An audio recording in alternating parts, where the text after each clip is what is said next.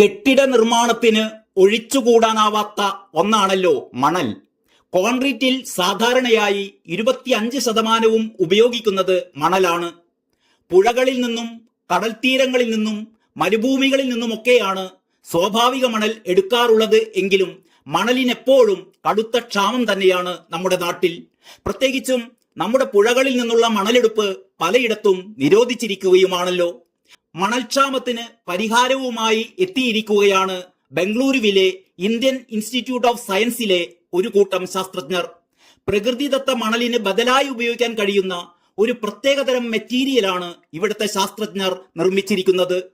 മണൽക്ഷാമം കുറയ്ക്കാൻ ലക്ഷ്യമിട്ടാണ് ഇത്തരമൊരു കണ്ടെത്തൽ എന്നാണ് ഇവർ പറയുന്നത്. ഇന്ത്യൻ ഇൻസ്റ്റിറ്റ്യൂട്ട് ഓഫ് സയൻസിലെ സെന്റർ ഫോർ സസ്റ്റൈനബിൾ ടെക്നോളജീസിലെ ഈ ശാസ്ത്ര സംഘം വ്യാവസായിക മാലിന്യവാതകങ്ങളിലെ കാർബൺ ഡൈ ഓക്സൈഡ് വേർതിരിച്ചെടുത്താണ് ഈ പുതിയ മെറ്റീരിയൽ വികസിപ്പിച്ചെടുത്തിരിക്കുന്നത്. കുഴിച്ചെടുത്ത മണ്ണും നിർമ്മാണ മാലിന്യങ്ങളും ഈ കാർബൺ ഡൈ ഓക്സൈഡ് ഉപയോഗിച്ച് സംസ്കരിച്ച് അതിനെ മണലിന് ബദലാക്കി ഉപയോഗിക്കാവുന്ന മെറ്റീരിയലായി മാറ്റിയിരിക്കുകയാണ് ഇവർ. കെട്ടിട നിർമ്മാണ മാലിന്യങ്ങൾ പുനരുപയോഗം ചെയ്യാനുള്ള ഒരു വിപുലമായ പദ്ധതി കൂടിയാണിത്.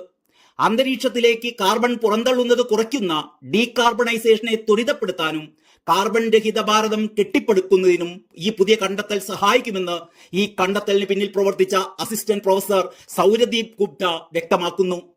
ഈ ബദൽ മണൽ അഥവാ കാർബണൈസ്ഡ് മണൽ കോൺക്രീറ്റിനെ കൂടുതൽ ഉറപ്പുള്ളതാക്കുന്നു എന്ന് പരീക്ഷണത്തിലൂടെ വ്യക്തമായിട്ടുണ്ട്. പുതിയ മെറ്റീരിയൽ നിർമ്മാണ മേഖലയിലെ പാരിസ്ഥിതിക ആഘാതം കുറയ്ക്കുമെന്നും നിർമ്മാണ രംഗത്ത് ഗുണനിലവാരം മെച്ചപ്പെടുത്തുമെന്നും സെന്റർ ഫോർ സസ്റ്റൈനബിൾ ടെക്നോളജീസ് അവരുടെ പത്രക്കുറിപ്പിൽ പറയുന്നു. രാജ്യത്തിന്റെ കാർബൺ രഹിത ലക്ഷ്യങ്ങളുമായി യോജിപ്പിച്ച് കുറഞ്ഞ കാർബൺ പ്രീ ഫാബ്രിക്കേറ്റഡ് ബിൽഡിംഗ് ഉൽപ്പന്നങ്ങൾ നിർമ്മിക്കുന്നതിനുള്ള സാങ്കേതിക വിദ്യ കൂടിയാണ് വികസിപ്പിച്ചിരിക്കുന്നതെന്ന് സൗരദീപ് ഗുപ്ത വിശദീകരിക്കുകയുണ്ടായി. News desk Kalakaumudi.